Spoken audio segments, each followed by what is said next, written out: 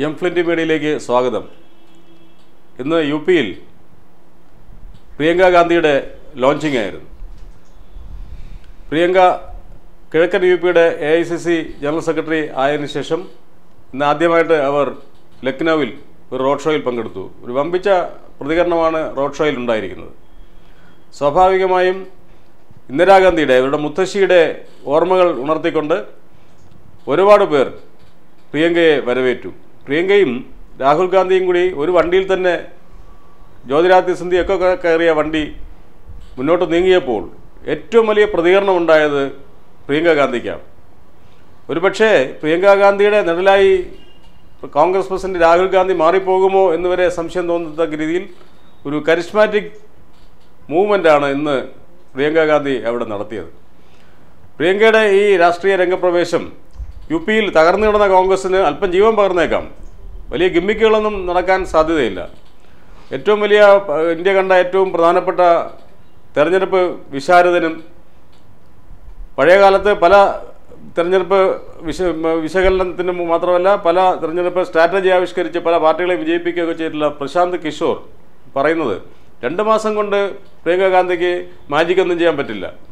പക്ഷേ ദീർഘകാലാവസ്ഥ നോക്കുകയാണെങ്കിൽ the long run BJPക്കും NDAക്കും വലിയൊരു ഭീഷണിയായി വലിയൊരു വെല്ലുവിളിയായി പ്രിയങ്ക ഗാന്ധി മാറുമെന്നാണ് പ്രശാന്ത് കിഷോർ പറയുന്നത്. അവർ ഇപ്പോൾ തന്നെ ഗ്രൗണ്ട് തലത്തിൽ വലിയ ചലനങ്ങൾ ഉണ്ടാക്കിയിട്ടുണ്ട്. പല സ്ഥലങ്ങളിലും പ്രിയങ്കയുടെ വരവ് വലിയ ചലനങ്ങൾ ഉണ്ടാക്കിയിട്ടുണ്ടെന്നുള്ള വസ്തുത പ്രശാന്ത് കിഷോർ സമ്മതിക്കുന്നുണ്ട്. അദ്ദേഹം ഇപ്പോൾ ജനതാദൾ യുവിൻ്റെ ദേശീയ വൈസ് പ്രസിഡന്റ് കൂടി ആയിട്ട് ഒരു രാഷ്ട്രീയക്കാരനായിട്ടും കൂടെ മാറിയിരിക്കുന്ന ആളാണ്. അതുകൊണ്ട് സ്വാഭാവികമായും ഒരു നിഷ്പക്ഷമായ ഒരു വിലയിരുത്തൽ ഉണ്ടാവണമെന്നില്ല. എങ്കിലും പ്രശാന്ത് കിഷോറിൻ്റെ ഇതിൽ നിന്ന് നമുക്ക് മനസ്സിലാക്കാൻ പറ്റുന്നത് പ്രിയങ്ക ഗാന്ധിയുടെ ഈ വരവ് കോൺഗ്രസ്സിന് കാര്യമായി ഗുണം ചെയ്യുന്നുള്ളതാണ്. അതേസമയത്ത് മറ്റൊരു ആശങ്കയുള്ളത് രാഹുൽ ഗാന്ധി അതിൻ്റെ നിഴലിൽപ്പെട്ടു പോകുമോ എന്നുള്ള കാര്യമാണ്.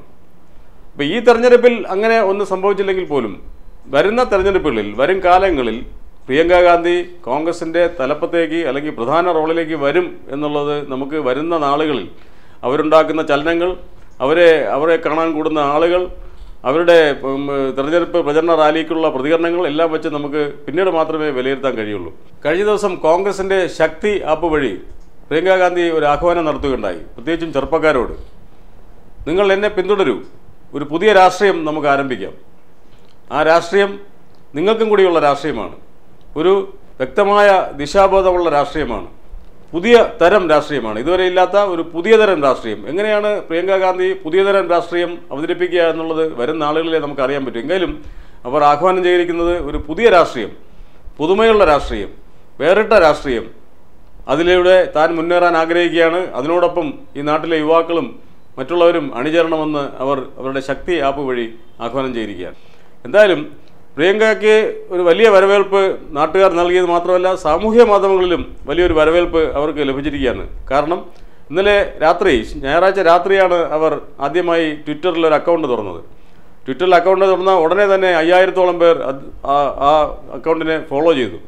ഇന്നിപ്പം ഏതാണ്ട് 1 ലക്ഷത്തോളം പേർ, വളരെ ചുരുങ്ങിയ മണിക്കൂറുകൾക്കുള്ളിൽ തന്നെ ഏതാണ്ട് 1 ലക്ഷത്തോളം പേർ പ്രിയങ്ക ഗാന്ധിയെ ഫോളോ ചെയ്യുന്ന സ്ഥിതി വന്നു. അത് വലിയൊരു മാറ്റമാണ് കാണിക്കുന്നത്. പ്രത്യേകിച്ച് യുവാക്കളുടെ ഇടയിൽ, ചെറുപ്പക്കാരുടെ ഇടയിൽ, സാമൂഹ്യ മാധ്യമങ്ങളിൽ കാര്യമായി വിഹരിക്കുന്ന ചെറുപ്പക്കാരുടെ ഇടയിൽ അവരുടെ ഫോളോവേഴ്സ് കൂടുന്നു, മണിക്കൂറുകൾ വെച്ച് കൂടിക്കൊണ്ടിരിക്കുന്നു എന്നുള്ളതാണ് ഇപ്പോൾ ദേശീയ തലത്തിൽ നമുക്ക് ലഭിക്കുന്ന വിവരം. എന്തായാലും അത് പ്രിയങ്ക ഗാന്ധിയുടെ ലോഞ്ചിങ് കറക്റ്റ് സമയത്തായിരുന്നു എന്ന് തെളിയിക്കുന്നതായിരുന്നു. നമുക്കറിയാം സാമൂഹ്യ മാധ്യമങ്ങൾ ഇതിൻ്റെ ഒരു പ്രതിഫലനമാണ്. യുവാക്കളുടെ പ്രതികരണത്തിൻ്റെ പ്രതിഫലനമാണ് സാമൂഹ്യ മാധ്യമങ്ങൾ. കഴിഞ്ഞ കുറേ നാളായി നമുക്കറിയാം പ്രായഭേദമന്യേ ഇപ്പം മോഡി വലിയൊരു ഫോളോവർ ബേസുള്ള ആളാണ്. ട്വിറ്ററിലായാലും മറ്റ് സാമൂഹ്യ മാധ്യമങ്ങളിലായാലും മോഡിക്ക് വലിയൊരു ഫോളോവർ ഉണ്ട്. അപ്പോൾ ആ ഫോളോവേഴ്സ് ഇപ്പോൾ പ്രിയങ്ക ഗാന്ധി അത് നേടിയെടുക്കുന്നു എന്നുള്ളത് തീർച്ചയായും NDAക്കും മോഡിക്കും ഒരു ഭീഷണി തന്നെയാണ്. ഈ ഇന്നത്തെ പ്രിയങ്ക ഗാന്ധി നടത്തിയ റോഡ് ഷോ പല സൂചനകളും നൽകുന്നുണ്ട്. ഈ വരുന്ന തെരഞ്ഞെടുപ്പിൽ വലിയ മാജിക്കൊന്നും കാണിക്കാൻ പറ്റിയില്ലെങ്കിൽ പോലും വരും നാളുകളിൽ അല്ലെങ്കിൽ ഇനി വരുന്ന നാളുകളിൽ പ്രിയങ്കയുടെ യുഗം പിറക്കുന്നു എന്നുള്ളതാണ് ഇതിൽ നിന്നെല്ലാം നമുക്ക് മനസ്സിലാക്കാൻ കഴിയും. എന്തായാലും രാഷ്ട്രീയത്തിൽ പുതിയൊരു താരോദയം ഉണ്ടായിരിക്കുന്നു.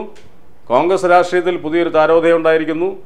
അത് മരിച്ചു കിടക്കുന്ന അല്ലെ ചത്ത് കിടന്ന കോൺഗ്രസ്സിന് ഒരു പുനരുജ്ജീവനിയായി